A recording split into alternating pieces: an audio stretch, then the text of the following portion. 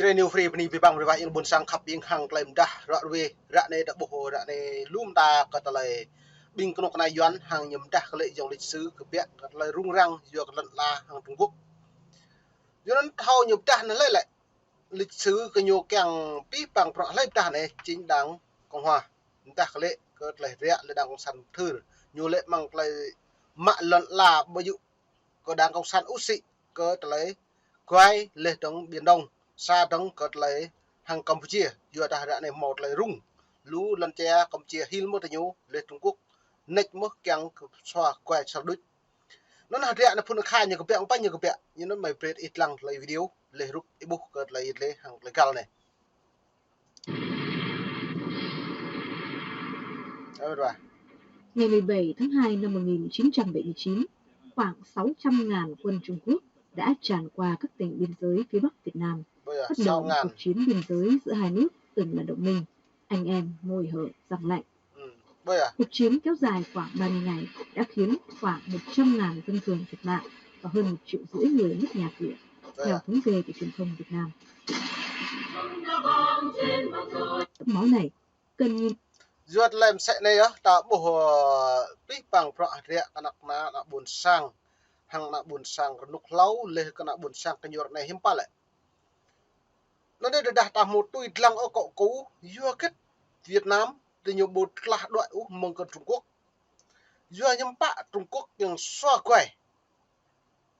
tao xa đua tôi quay nhắm pa nhắm màu bẹo phun khả vừa ăn vừa nhắm máu sai châu sĩ nạ buồn nục na như sĩ lấy bữa nạ buồn sang một sĩ vừa nó lại bộ gì phun lu nạ buồn sáng ấy gì cơ ta lấy dòng cái trứng hang lấy kẹt kỹ lần ta sang nộ cứ bộ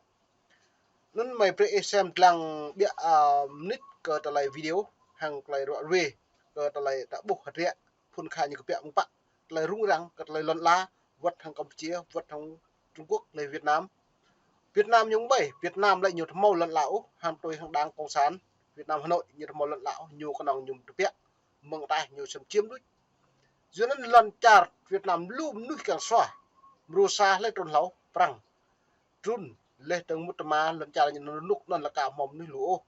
lấy từng nuôi nhiệt độ lại ta một cái chắp lần chả cái phù bắp như rồi màn hình này cái đàn này nó mày xem lăng về là mệt và nó buồn sang lăng cái bức lại này lại một quá trình lịch sử quan hệ giữa Việt Nam và Trung Quốc trong bản đồ quan hệ của cả khu vực mà những nước liên quan trực tiếp là Việt Nam, Trung Quốc và Campuchia. Trong một thời gian dài từ thời kỳ kháng chiến chống Pháp từ năm 1946 đến năm 1954 và trong những năm đầu của cuộc chiến Việt Nam 1956-1975, Trung Quốc là nước đã giúp Việt Nam về chuyên gia, vũ khí và thực phẩm. Nên nhớ bố này cợt lại rẽ càng mày rọa về thầu cả lạ bố pien còn mày bịa để tôi bố này tại nhờ thao căn rầm cái nằm một Trung Quốc yêu đi nhiều mừng bạ nhiều đồ bẹ rồi nhẹ đào Hoàng Sa Trường Sa này á nó đã buộc lại đa đồ á tôi nhiều pu nhiều thao lạ mừng cái này Trung Quốc á tụ chum prem nâng nọ thao toàn vật nâng bằng họa tôi hàng Việt Nam là nhiều mồm nâng san tàng cật ông Việt Nam là nhiều rin đang cộng sản này buộc nhiều phải hiếm bạ nhiều mạ trầm cái nằm Trung Quốc yêu cái nhiều với Trung Quốc yêu đi nhiều hiếm bạ lại cất như thầy chấp măng non lại như lệ càng pre đáo nữa cái chả Trung Quốc lấy pre đáo chính sự cái phẩm văn động này ở pre sĩ đáo lại chỉnh treo đáo chứ binh Trung Quốc pia đây là pre linh han thao toán lềm nuôi vật nâng bằng họa nên là nó mày pre xem mực lệ cật lại rồi này đừng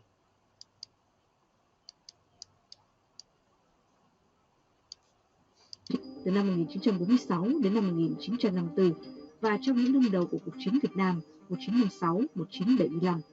Trung Quốc là nước đã giúp Việt Nam về chuyên gia, vũ khí và thực phẩm. Tuy nhiên, từ khoảng năm 1966, quan hệ Trung Quốc và Liên Xô, hai nước lớn trong khối xã hội chủ nghĩa có những căng thẳng, và Việt Nam phải cân nhắc trong quan hệ với cả hai nước việc tận dụng hỗ trợ cho cuộc chiến ở miền Nam. Đến năm 1972, quan hệ Việt Nam và Trung Quốc trở nên căng thẳng sau khi Trung Quốc và Hoa Kỳ chính thức bình thường hóa quan hệ với chuyến thăm lần đầu tiên của Tổng thống Mỹ Richard Nixon tới Trung Quốc. Hoa Kỳ một Dùm sẽ nó nè, ta lại ta buộc gật lại tùm klum hàng lại đa, rọt về. Tới Việt Nam lại như đó nga, cớ prọ mạ lấy từng hàng lấy lần là, như lệ nhu một sĩ úc của đảo Hoàng Sa Trường Sa, lấy từng nhiều hợp tác hàng Liên Xô. Trung Quốc hợp tác hàng Liên Xô, lấy từng bình, lệ ra lại Nga hai này nè, lấy vật Việt Nam từ nhiều chính đồng minh. Nên hai này lại cất màu prọ là nhiều một đường úc. Nó là lâu một xa lại Mỹ đến thăm Việt Nam có tờ lấy thăm bắp nhỉ thăm của Trung Quốc tờ lấy vừa nhật thâu cái lại vừa quay e nó lại vừa ta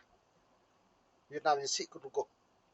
giờ nó cái tổng thống Mỹ nó lại trực sân nó lại nhầm đa loại về cờ lộ ngoại giao cờ lấy hiếm bạn lấy sĩ này xong thông tin nó lại trình Mỹ lại nhu màu can thiệp như dân yêu vào sau cờ lấy bằng lâm cờ lấy can thiệp lấy giao dịch đó xong mà Mỹ lại những buộc chỉ liền nó lại trình chỉ liền ở đường đi bộ càng lại xịn nè lại bị bằng chặt đi này cho nên nó mà về xem rằng vậy Trung Quốc gây sức ép lên Bắc Việt Nam trong cuộc chiến mà Hoa Kỳ đang muốn rút ra, trong khi lãnh đạo Bắc Việt Nam vẫn muốn tiến hành cuộc chiến. Sau khi làm lành với Mỹ, năm 1974, Trung Quốc đưa quân ra đánh chiếm Hoàng Sa, lúc đó do chính quyền Nam Việt Nam quản lý. Trong thời gian chiến Việt Nam, còn một nhân tố khác ảnh hưởng đến quan hệ Việt Trung, đó chính là Khmer Đỏ ở Campuchia. Nó này bộ như này lại nhận lợi dụng Khmer Đỏ này hạ Khmer Đỏ này rằng tôi dẹp tôi cứ lại nuôi như giờ diệt chúng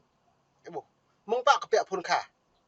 nên chính thức Việt Nam như mút mà haram như rực dây chừng về bưng ngạ tăng tôi cứ những buổi sáng nên lại này mày về xem lặng bẹ cái lời cái trách này lấy từng hàng lại xoa khoai mà như giờ biên giới Việt Nam Campuchia đồng minh thân cận của Trung Quốc.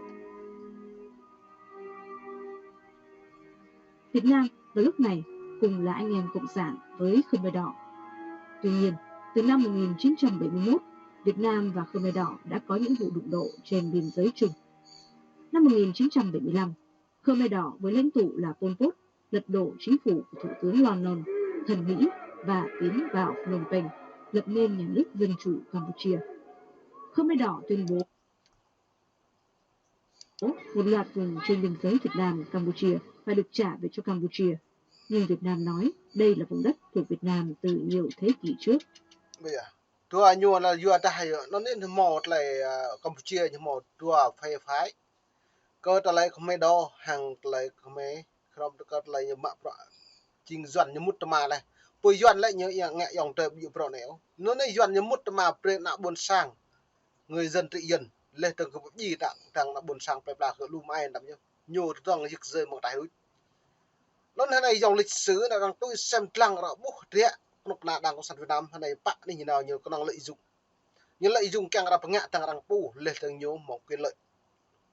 nên bút rẻ cho lên này đây xem lăng tấn lợi dịch lên này. Những xung đột trên biên giới giữa Việt Nam và Campuchia vẫn tiếp tục với việc Khmer Đỏ đưa quân sang tấn công các tỉnh biên giới Tây Nam Việt Nam, nã đạn pháo vào các làng mạc. Đỉnh điểm là cuộc tấn công vào một loạt các thị trấn thuộc 6 tỉnh biên giới của Việt Nam vào tháng 4 năm 1977.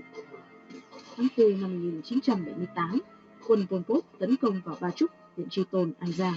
gây nên thảm sát Ba Chúc khiến hơn 3.000 dân thường thiệt mạng. Nhiều lại này là bây giờ thế bởi là nơi Campuchia không phải đó chính thức doan này chứ một mà là pla cái nhầm pla prai lần chả nơi Campuchia có lại rung răng lại gì vụ này nên hai này canh đồng sọ cái bởi này Campuchia nó lại chỉnh nhiều sang nơi nào buồn sang đại bao nhiêu gì pi here vật tha liên quan làm cho sau những gì phố sang tạm như nút lần nên chẳng đấy nên mày về lần lại giật lên này. Thảm sát Ba Chúc đã là cái cớ để Việt Nam đem quân vào Campuchia. Ngày 25 tháng 12 năm 1978, khoảng 150.000 lính Việt Nam đã tiến vào Campuchia và đến ngày 7 tháng 1 năm 1979 đã tiến vào Phnom Penh, lật đổ chính phủ của Pol Pot, lập nên nhà nước Cộng hòa Nhân dân Campuchia. Việc Việt Nam đưa quân vào Campuchia đánh Khmer Đỏ, đồng minh của Trung Quốc, đã làm Trung Quốc tức giận. Ngày 15 tháng 2 năm 1979, lãnh đạo Trung Quốc lúc đó là Đặng Tiểu Bình đã nói phải dạy cho Việt Nam một bài học. Giờ nó đã buộc cái lại tùm klum cái lại dịch lệ này anh nhớ pi bằng đặt thao căn nút đơm ơi dạ lệ bà đặt đơm ta tụ đi kẹt được hẹp rằng lại ta lệ về đồ cái sổ xăm mang non lệ về đồ như một số mang non vừa mỏm nuôi rực rơi đang cộng sản Việt Nam như mút mà lại có ta lại bền vững ngã đang thực có phải đang thực bị lệ xa đua đừng có ta lấy Trung Quốc vừa kết nhiều mạng hoàng sa đường xa ý ta thao lại ta mượn lấy là nhiệt lệ chính Việt Nam lại nhiều tụ chùm nâng nợ Trung Quốc chính cái phải đồng chào cỡ đào hoàng sa đường xa nó là pi cha này rằng trong quát lê hồ sơ mật rằng buộc lệ pi bằng rẽ đang cộng sản Việt Nam nhiều bông màu chỉ lén cơ hội cơ ta lấy đặt nàng lên lần cha là lại lại bông màu lấy hem có lão xa lần cha hem plứ chấm chút po đi chút po này po gì đó bông màu phá đeo lắm nhưng ngã nó buồn sang đi cả ta này nên mùa này chơi new free pani pi bằng vậy buồn sang khắp yên xem lăng cứ đọc mông em đúng hàng play được lên này pani pi bằng khắp yên xem lăng